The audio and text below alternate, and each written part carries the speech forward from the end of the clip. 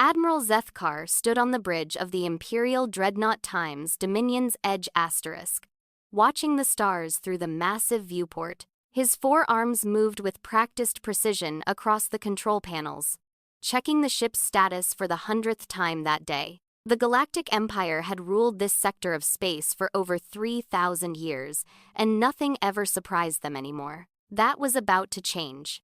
"Admiral," came the voice of Lieutenant Veltar from the communications station. "We're receiving strange readings from the outer sensor array." Zethkar's primary eyes focused on the young officer, while his secondary eyes continued monitoring the displays.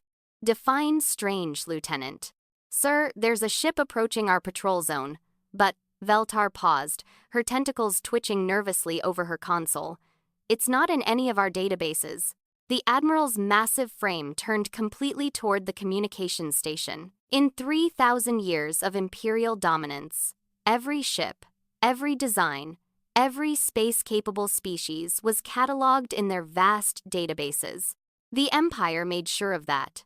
It was how they maintained control. "Show me," Zethkar commanded. The main display lit up with sensor data.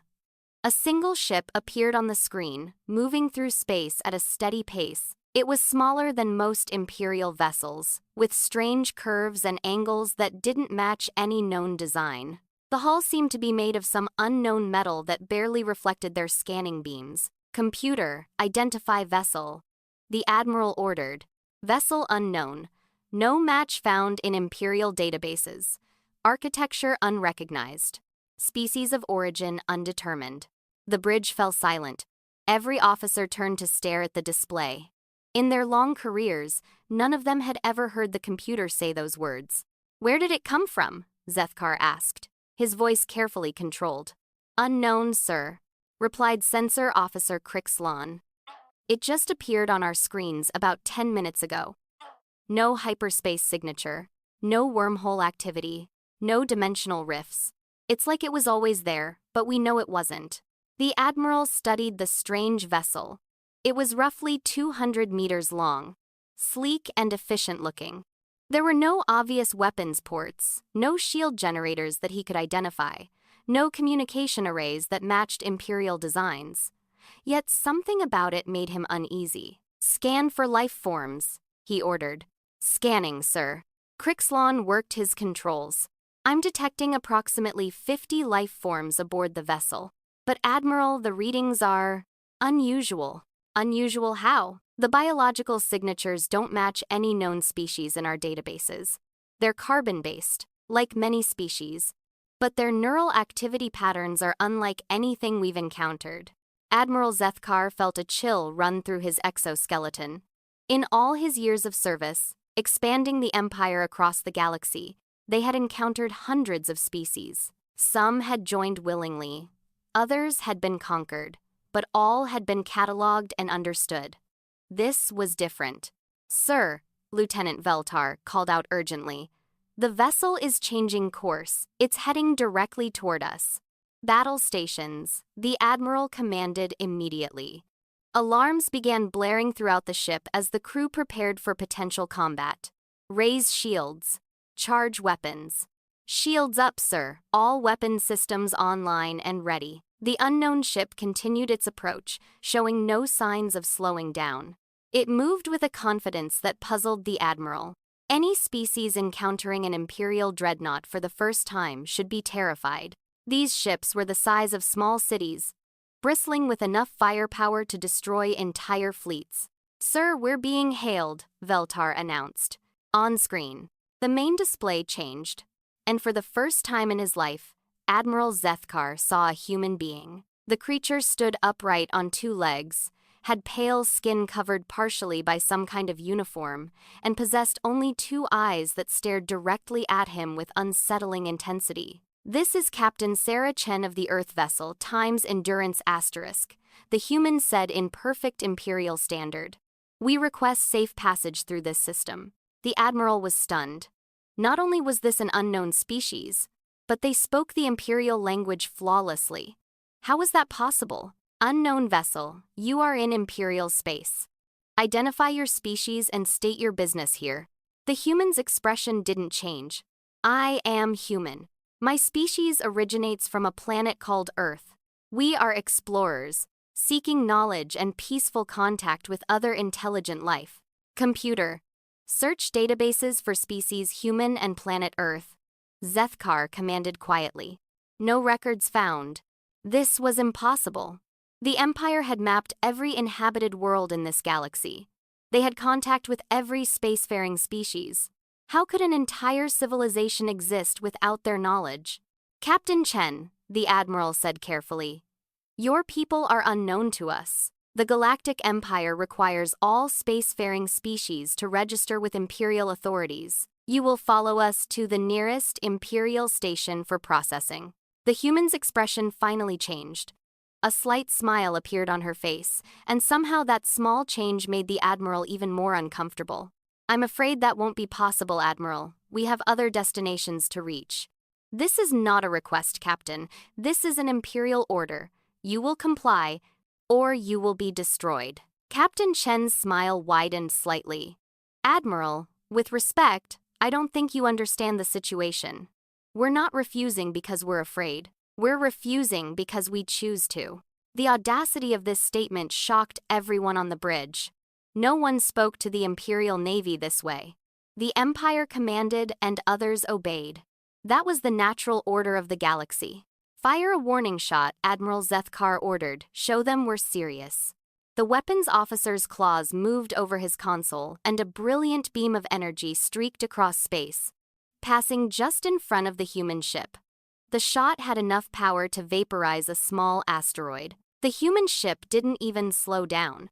Sir, Sensor Officer Crix Lon called out, his voice filled with confusion. They're not showing any signs of concern. No evasive maneuvers, no power spikes, no shield activation. Perhaps they don't understand what just happened, suggested Lieutenant Veltar. Admiral Zethkar looked back at the human captain on the screen. Captain Chen was no longer smiling, but she didn't look afraid. She looked disappointed. Admiral, she said, that was a mistake. The only mistake here is your failure to surrender, Captain. You have 10 seconds to change course toward Imperial Station 7, or we will open fire with full weapons. The human woman tilted her head slightly, as if considering something. Tell me, Admiral, how long has your empire controlled this region of space? The question caught him off guard. 3,000 years. Why? And in all that time, you've never encountered resistance you couldn't overcome? Of course not. The Empire is supreme. We have the most advanced technology, the largest fleets, the most powerful weapons. No single ship has ever been a threat to Imperial forces. Captain Chen nodded slowly. I see. That explains a lot. She paused, then continued. Admiral, I'm going to tell you something, and I want you to listen carefully. My ship is going to continue on its current course. Your ship is going to let us pass. And then you're going to report to your superiors that you encountered something you don't understand. The sheer arrogance of this statement made Admiral Zethkar's blood boil. Time's up, Captain. Weapons, destroy that ship. Firing. It's sir. Every weapon on the Time's Dominion's edge times fired simultaneously. Enough energy to destroy a small moon erupted from the Imperial dreadnought, converging on the tiny human vessel. The weapons struck the human ship perfectly, and absolutely nothing happened. The energy beams simply vanished upon contact with the ship's hull, like water disappearing into sand. There was no explosion, no debris, no sign that the ship had been hit at all. It continued on its course, unchanged and undamaged. What just happened? Lieutenant Veltar whispered.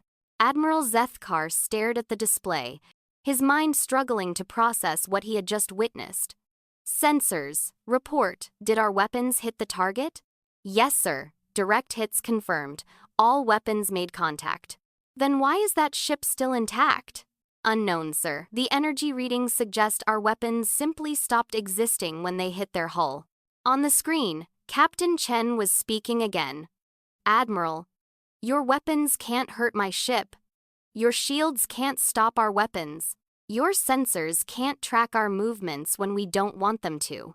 And your databases can't tell you who we are because we've never let you find us. Admiral Zethkar felt something he had never experienced before in his long military career: fear.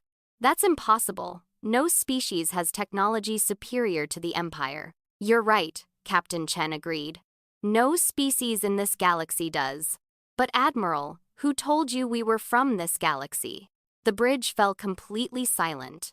Everyone stared at the human captain as the implications of her words sank in. You're saying...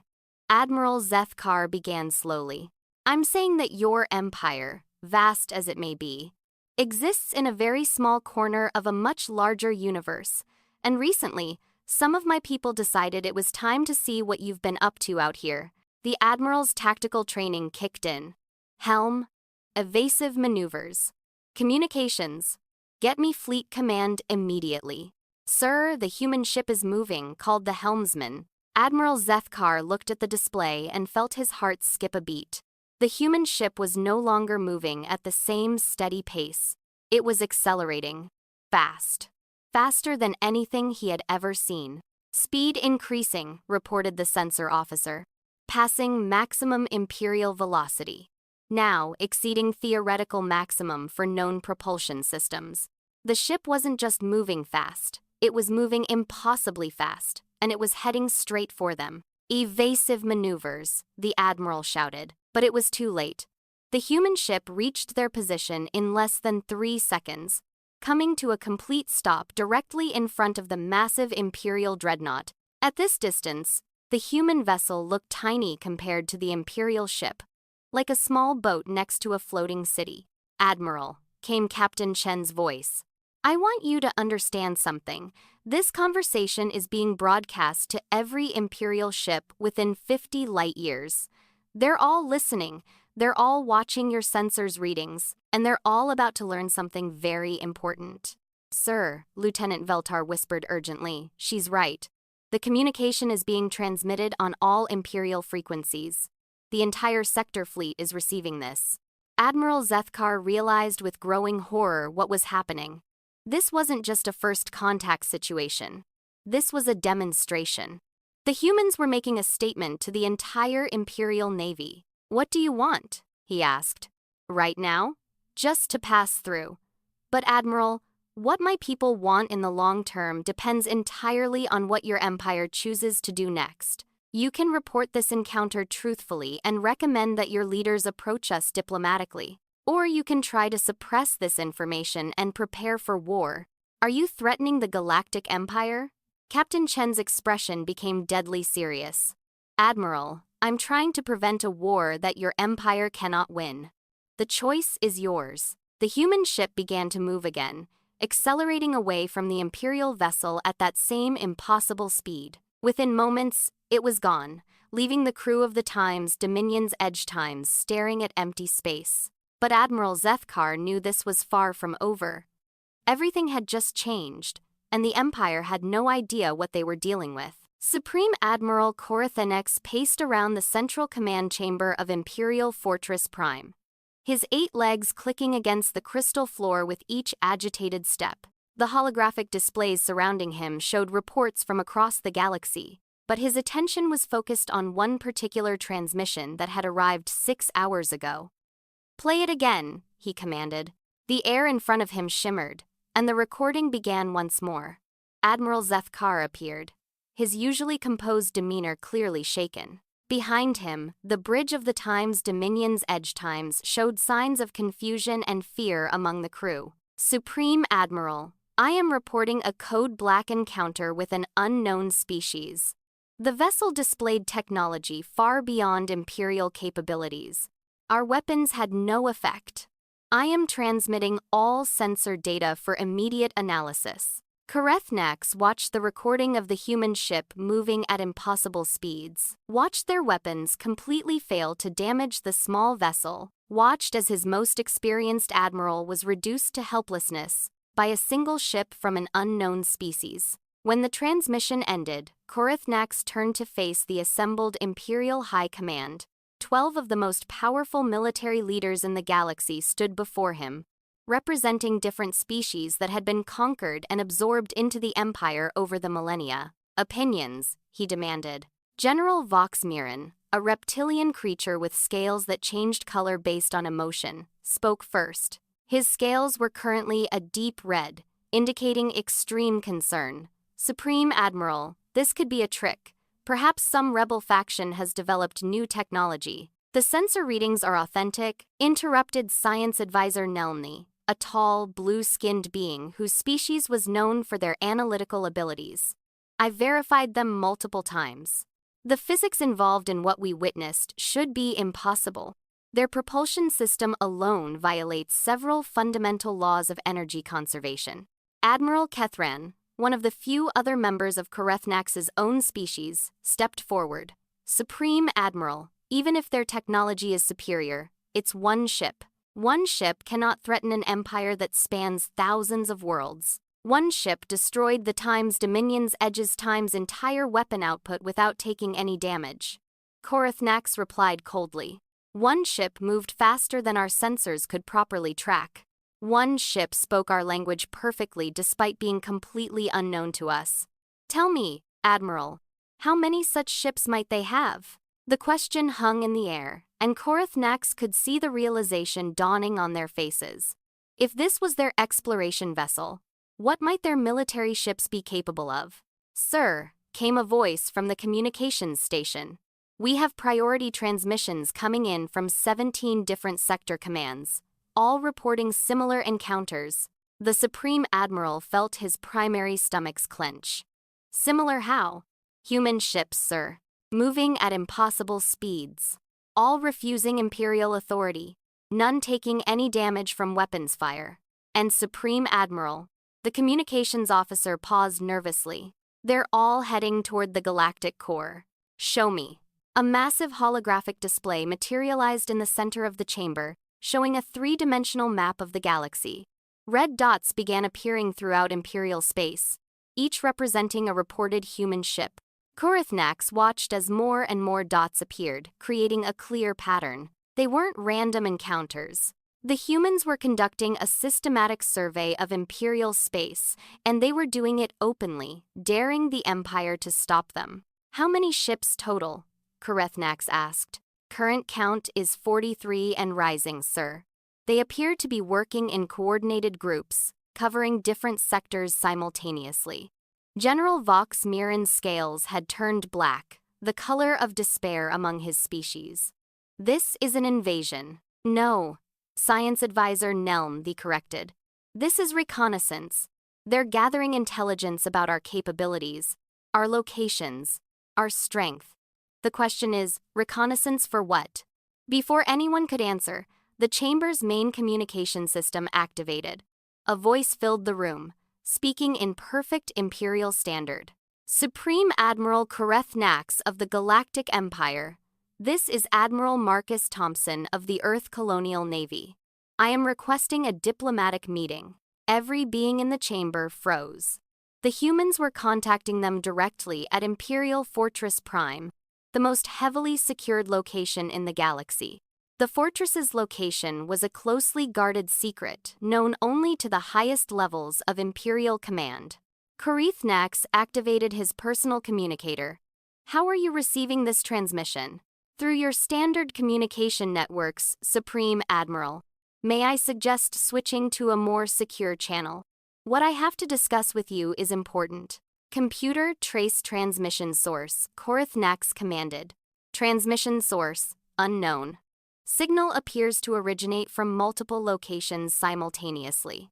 The Supreme Admiral looked around at his officers. They were clearly just as confused as he was. Admiral Thompson, you will explain how you obtained our communication frequencies and the location of this facility. I will, but not on an open channel.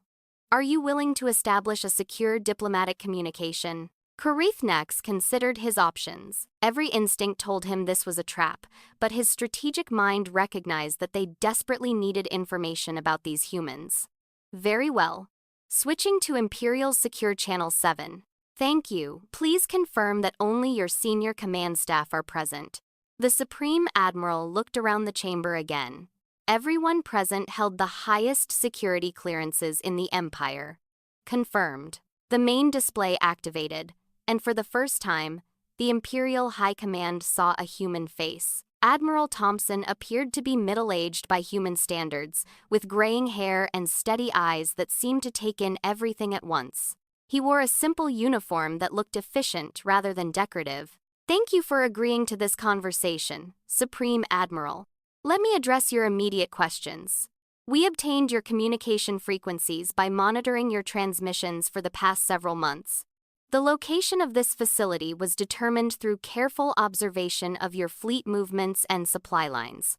"Impossible," General Vox Moran interjected.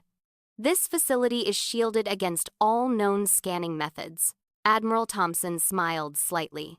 "General, your shields are excellent protection against scanning methods known to your Empire. Unfortunately for you, we're not from your Empire." Science Advisor Nelmthy stepped forward. "You claim to be from outside this galaxy. Prove it." "Computer display star map," Admiral Thompson said, apparently speaking to someone off-screen. The display behind him changed, showing a three-dimensional map of local space. "This is your galaxy, which we refer to as Andromeda. Our home galaxy, which we call the Milky Way, is located approximately 2.5 million light-years from here." The Imperial officers stared at the display. The scale was beyond anything they had imagined. Their empire, which controlled millions of star systems, was just a tiny fraction of one galaxy among billions. That's impossible," whispered Admiral Kethran. "The energy requirements for intergalactic travel would be enormous." "You're correct. It took us nearly 2 centuries to develop the technology necessary for the journey. But General, you're missing the larger point. We didn't come here just to explore." Supreme Admiral Karethnax felt a chill run through his exoskeleton. "What did you come here to do?" "We came to evaluate a potential threat. You see, our long-range sensors detected massive energy signatures coming from this galaxy. The kind of signatures that typically indicate aggressive military expansion on a galactic scale. The Empire maintains order," Karethnax said defensively. "We bring peace to chaotic systems. Do you?" Admiral Thompson's expression became more serious. "Let me share some statistics with you, Supreme Admiral. Over the past 1,000 years, your empire has conquered approximately 400 civilizations. Of those, only 37 joined voluntarily. The rest were subjugated by force." "How could you possibly know that?" demanded General Vox Moran. "Because we've been monitoring your activities since we arrived in this galaxy 18 months ago." The statement hit the chamber like a physical blow. The humans had been watching them for over a year without detection. Every strategic discussion, every military operation, every expansion effort had potentially been observed. "You've been spying on us," Karethnax stated. "We've been evaluating you," Admiral Thompson corrected. "There's a difference. Spying is what enemies do to each other.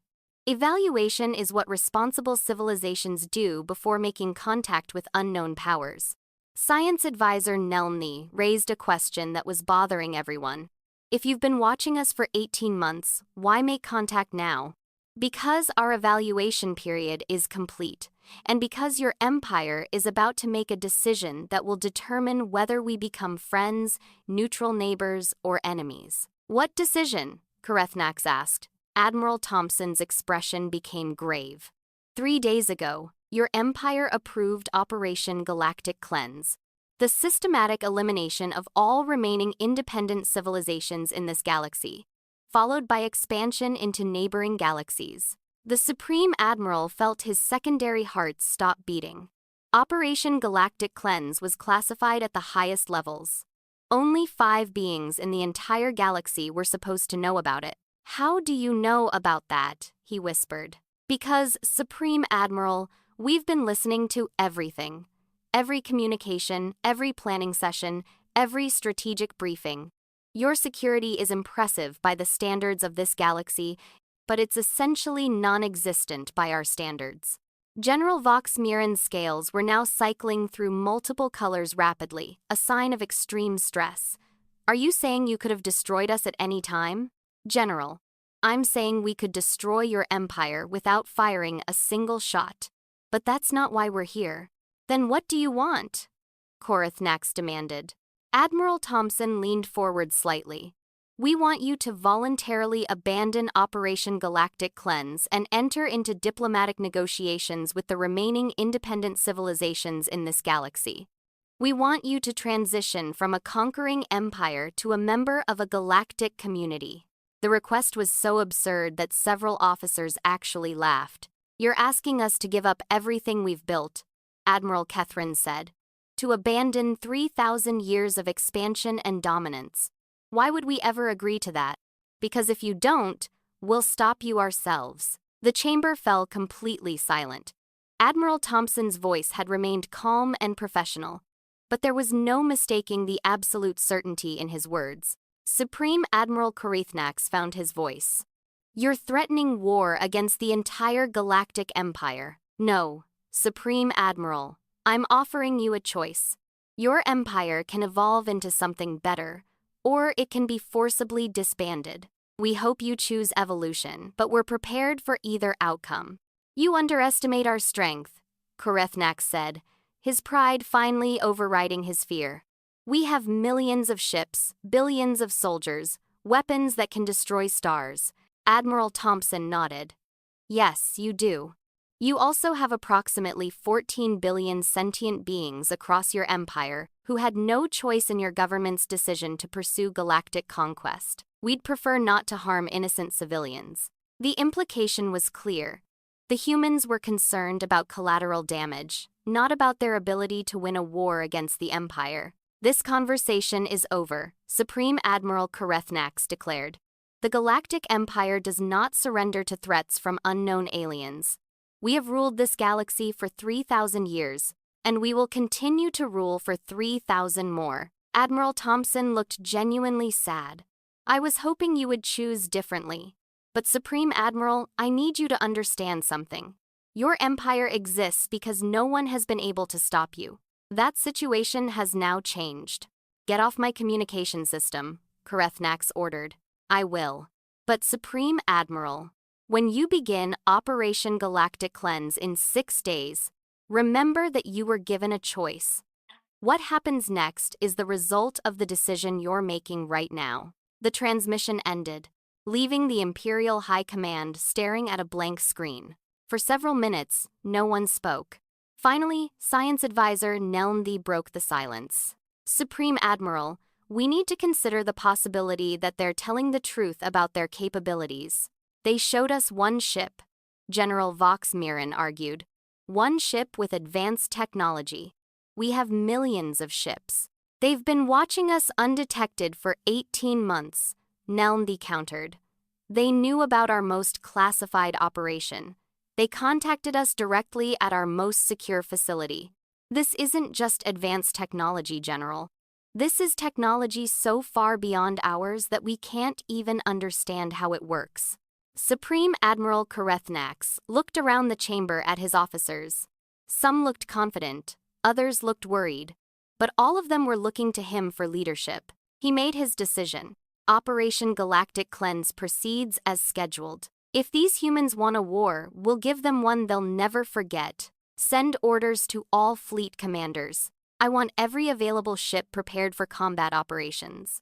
It's time to show these upstart aliens what happens when someone challenges the Galactic Empire. What he didn't know was that 3 light years away, Admiral Marcus Thompson was sitting in the command center of the Earthship Times Avalon Asterisk, a vessel so large it could have easily been mistaken for a small moon. Around him, dozens of officers were monitoring communications throughout Imperial space. Sir, reported Captain Lisa Rodriguez, they're mobilizing their entire fleet. Operation Galactic Cleanse is proceeding as planned. Admiral Thompson sighed. Very well. Send the signal to all Earth forces. Execute Operation Shield Wall. And Captain? Yes, sir. Make sure our first response is purely defensive. Maybe they'll realize their mistake before this goes too far. Captain Rodriguez nodded, but privately she doubted it. The Empire had ruled through force for so long that they couldn't imagine any other way of resolving conflicts. They were about to learn a very hard lesson about the universe beyond their galaxy. Supreme Admiral Corethnax stood on the command deck of his personal flagship, the Times Imperial Dominion *, watching as the largest military force in galactic history assembled around him. Over 2 million ships from across the Empire had answered his call, forming a fleet so massive that it blocked out entire star systems. The Times Imperial Dominion Times itself was a monument to the Empire's power. 15 kilometers long and bristling with enough weapons to destroy entire planets, it had been the personal ship of every Supreme Admiral for the past 500 years. Never once had it retreated from a battle. "Final count, Admiral?" Corethnax asked his aide. 2,300,000 ships. "Sir. Every available vessel in the Imperial Navy, plus planetary defense forces and auxiliary fleets. We've also activated the Omega Protocol." Corethnax nodded with satisfaction. The Omega Protocol meant that every conquered world was now contributing ships to the fleet, whether they wanted to or not. Species that had been subjugated centuries ago were being forced to fight alongside their conquerors. "Sir," called his sensor officer, "we're detecting movement in the target system." The main display showed the Kepler system, where Operation Galactic Cleanse was set to begin. It was home to a small, independent civilization called the Athari, who had somehow managed to avoid Imperial conquest for the past 2 centuries. They would be the first to be eliminated, serving as an example to any other worlds that might resist. But as the display focused on the system, Corethnax saw something that made his confidence waver. There were ships there, but not Athari vessels. These were sleek, unfamiliar designs that could only belong to one species. "Humans," he said quietly. "Yes, sir. Approximately 50 vessels positioned between our fleet and the Athari homeworld. 50 ships against over 2 million. The humans were either incredibly brave or completely insane.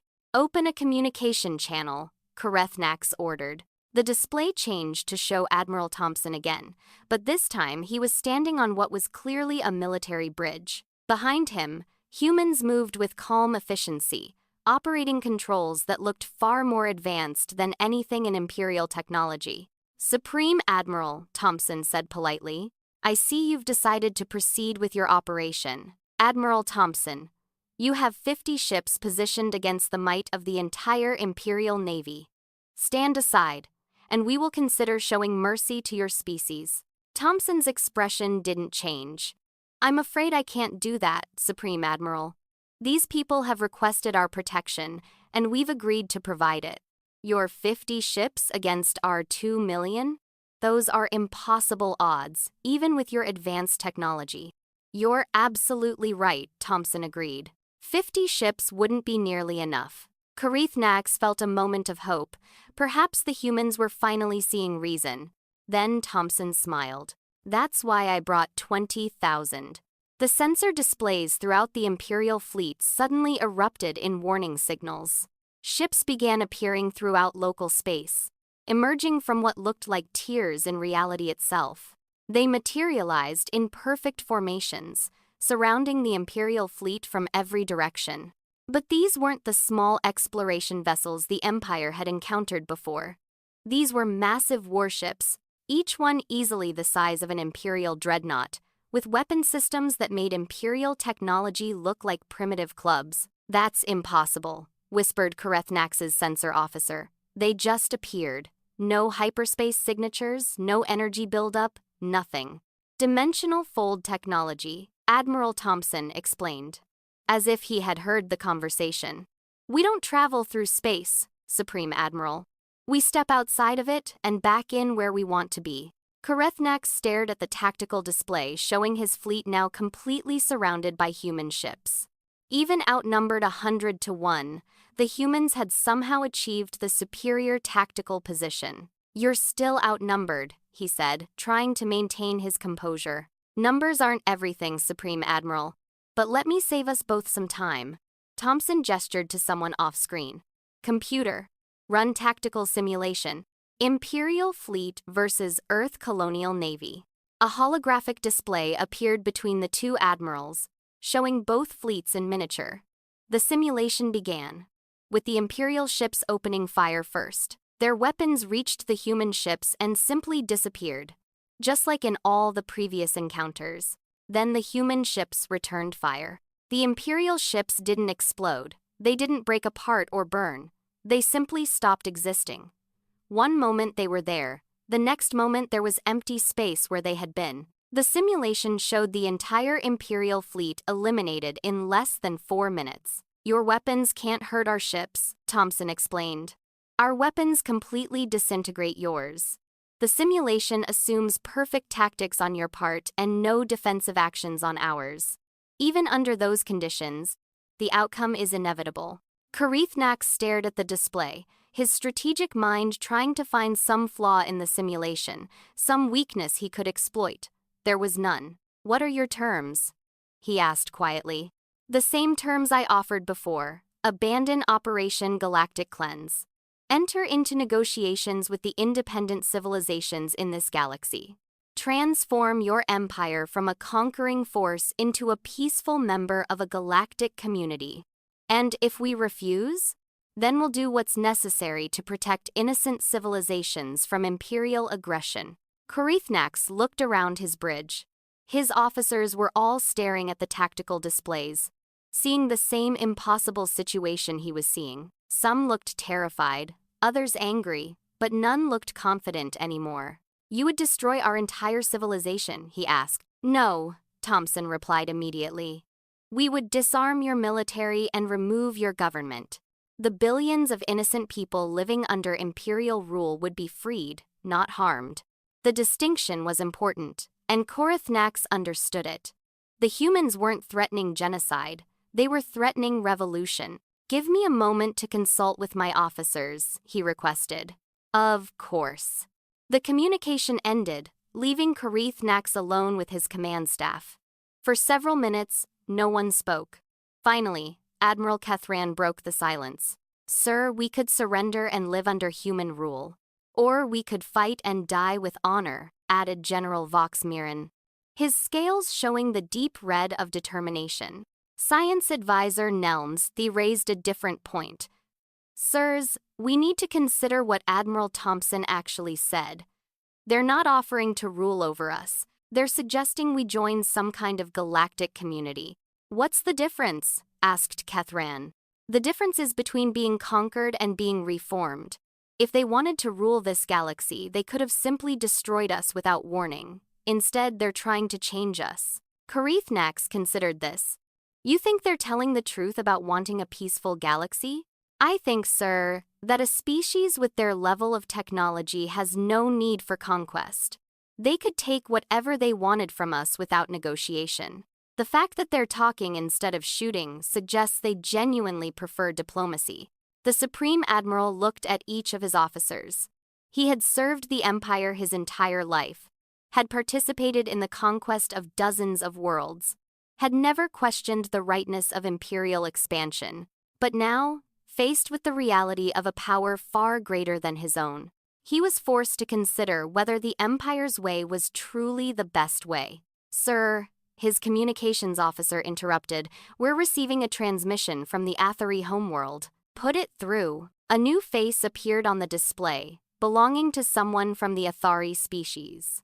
They were humanoid but covered in fine, silvery fur, with large eyes that seemed to hold intelligence and sadness in equal measure. "Supreme Admiral of the Imperial Forces." The Athari spoke in accented Imperial Standard. "I am First Speaker Yethani of the Athari Council. We know you have come to destroy our world, as you have destroyed so many others." Karethnak said nothing. What could he say? The Athari were correct. "But we also know that other beings have come to defend us. Beings from beyond our galaxy who ask nothing from us except the chance to live in peace. We want you to know, Supreme Admiral, that we do not hate you. We understand that your empire believes conquest brings order. But we would like to suggest that there might be a better way." The transmission switched to show the surface of the Athari homeworld. Instead of the military fortifications Korethnax expected to see, the planet looked peaceful.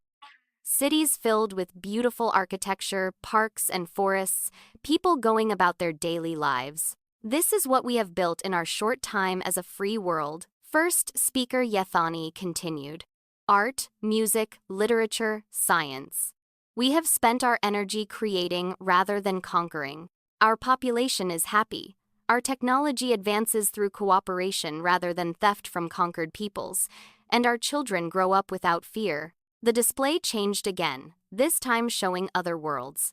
Dozens of them, all belonging to independent civilizations that had somehow avoided imperial conquest. These are our friends and allies, Supreme Admiral.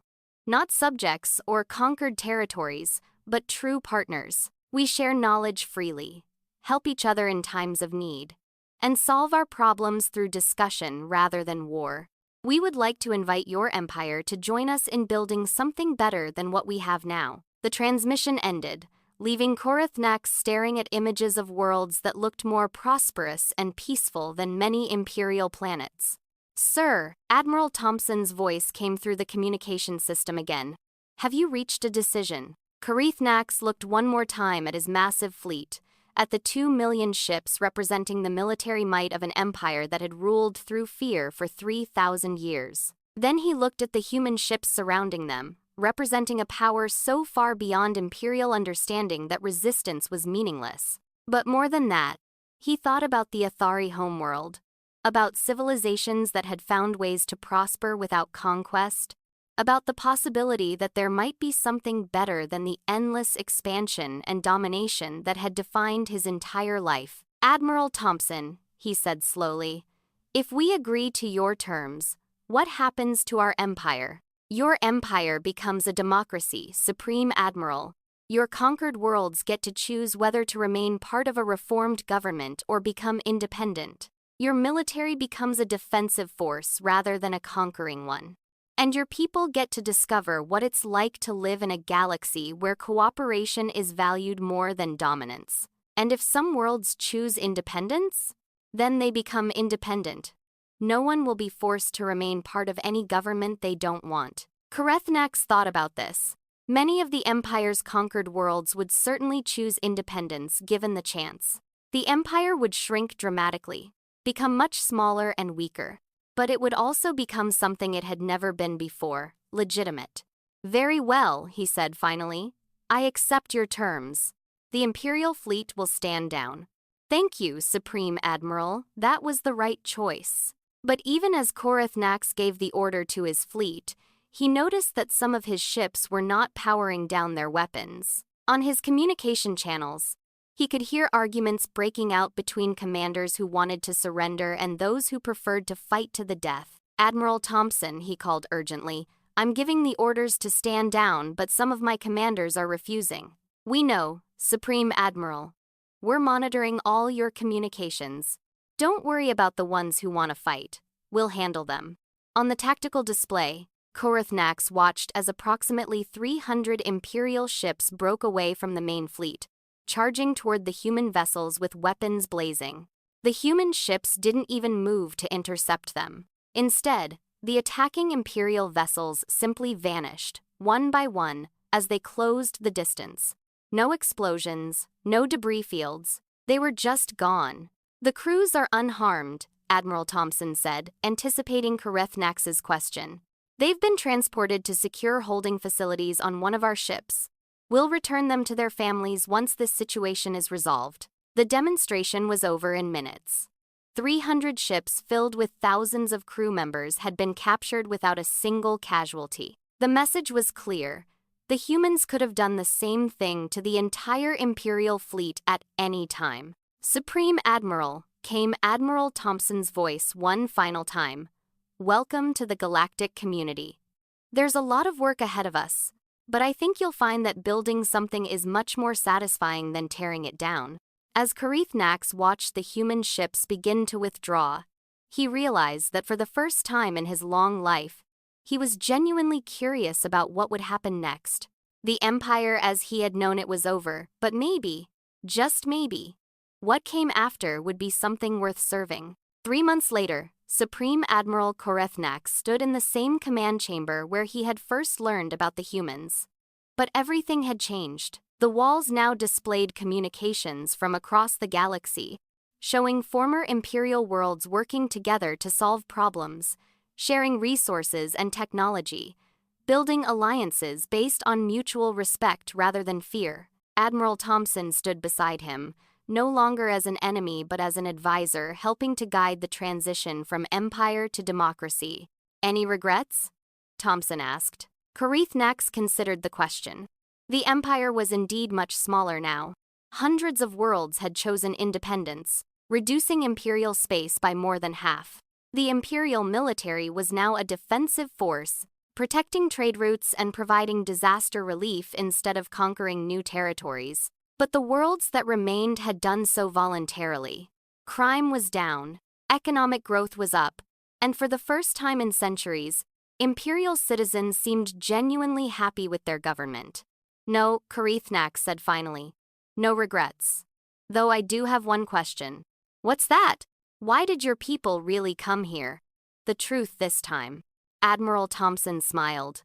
"The truth? We came here because our own history taught us what happens when militaristic empires go unchecked. Thousands of years ago, humanity almost destroyed itself in exactly the same way your empire was headed. We learned to choose cooperation over conquest, but it took a devastating war to teach us that lesson." He gestured toward the displays showing the peaceful, prosperous worlds of the new galactic community. "We came here hoping we could help another galaxy learn that lesson without having to fight that war. It looks like we succeeded." Korethnak nodded, understanding. The humans hadn't come as conquerors or saviors. They had come as teachers, offering the galaxy a chance to learn from humanity's own mistakes. Looking out at the stars, he realized that for the first time in 3,000 years, the galaxy was truly at peace. And somehow, that was more satisfying than all the conquests in Imperial history.